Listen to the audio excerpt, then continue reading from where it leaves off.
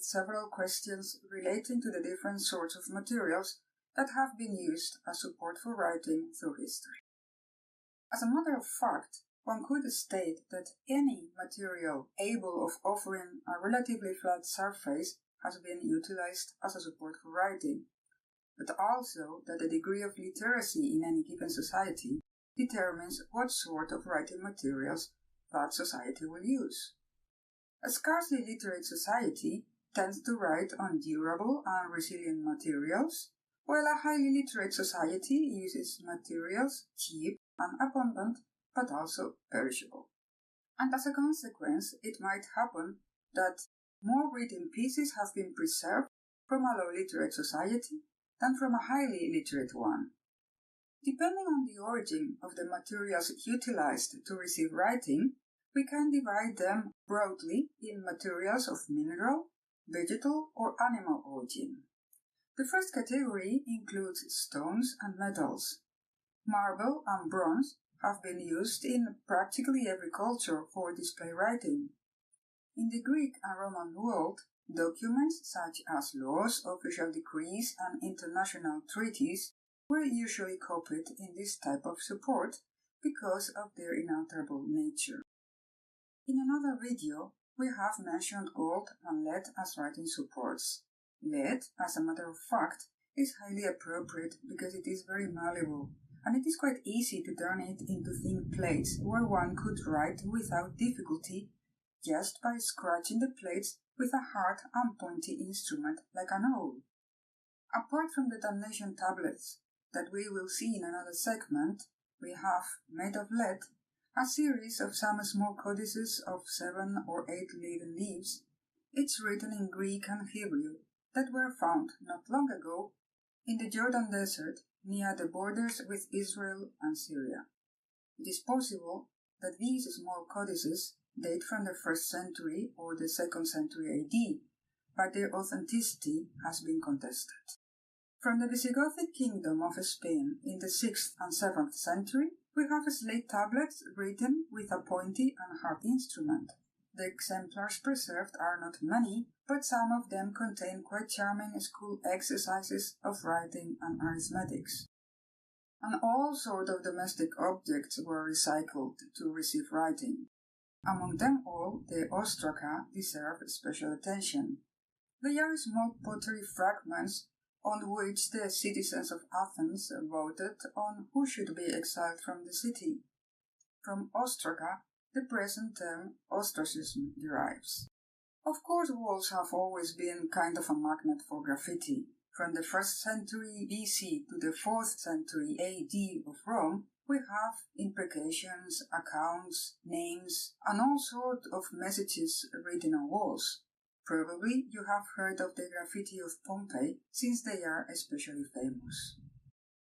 From the animal kingdom, of course, is the wax the first substance we think of. Wax was used together with shellac for the wax tablets. In 1980, archaeologists found on the coast of present Turkey a vessel, and in it a diptych of wax tablets dating probably from the 14th century BC. And together with the wax, we must mention bone fragments, turtle shells, and silk fabric, among others. As a matter of fact, the oldest witnesses of a sort of proto-writing have been found on ostrich eggshells. They come from South Africa, and their age could reach up to 100,000 years. Animal hides are documented as writing supports from 2700 to 2500 BC in Egypt. A very well-known example of hides used for this purpose is the mathematical text now in the British Museum, manuscript 10-250. From the vegetal kingdom, tree leaves and bark have been used as writing support. The palm leaf was used in all India for the potty books, and in China, bamboo was adapted for the same purpose. Pliny refers as well to palm leaves used as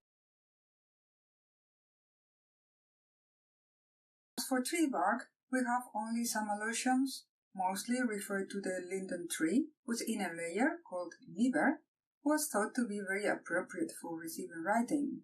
From the word liber derives the word used for book, in almost all Latin vernaculars. Birch bark has served as writing support in several cultures. The oldest witnesses are a collection of Buddhist texts in the Kandahari language found in Afghanistan that were acquired by the British Library in 1994. From medieval times we have more fragments, this time coming from Russia, from the area of Novgorod. The most curious is the writing practice of a 6 or 7-year-old child called ogham. Wood has also been employed as writing support in many cultures. Plato mentions wooden tablets on where notes could be taken. We know that the Romans covered them with gypsum and then called them tabellae de albatae, and many centuries later, Cennino Cennini described how to whiten fig tree wood boards with bone. In 1986, 2 codices on wooden boards of some 2.5 mm thickness were found in the oasis of Dakhler in Egypt. And also wood are the so-called tallies or tally sticks, which were used for bookkeeping from Sumerian times up to the 18th century in England. And finally, some textiles of vegetal origin were also used as a support for writing. The Etruscans had the so-called libri lintei, some of which are now preserved in the Museum of Ogham, and Rome knew the libri lintei magistratum, on which the names of the magistrates were registered year by year, and the mappae lintei that is referred to by the Codex Theodosianus. Regretfully, not even a fragment has been preserved, these last ones.